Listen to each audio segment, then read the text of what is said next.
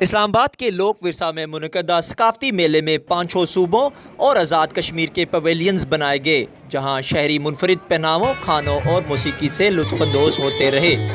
میلے میں سندھ، بلوچستان، خیبر پختونخوا، پنجاب، بلوچستان اور گلگت بلتستان کے پویلینز میں شہریوں نے اپنے اہل خانہ کے ساتھ شرکت کی۔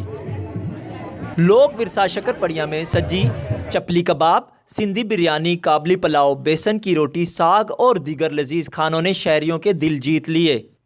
علاقائی ملبوسات پر خواتین کا رش دکھائی دیا۔ گلگت بلتستان کے میوے ہوں یا شکارپور کا اچار، روایتی کڑھائی سے آراستہ فن پارے یا دستکاری کے نمونے، میلے کے شرکاء من پسند اشیاء کی خریداری میں مصروف رہے۔ ملک بھر سے آئے فنکاروں نے پنجابی بھنگڑا، بلوچی چاپ سمیت علاقائی رقص اور موسیقی سے ثابت کر دیا کہ پاکستان منفرد ثقافت کا حامل ہے۔ تقریباً 3 گھنٹے لگتے ہیں پکنے میں، اس میں صرف نمک ڈالے جاتے ہیں بس، جب تیار ہوتا ہے اس کے بعد اس میں مسالہ ڈالتے ہیں۔ تو فیملی کے ساتھ ہوں میں یہاں آ کے ہم بہت خوش ہوئے ہیں جی۔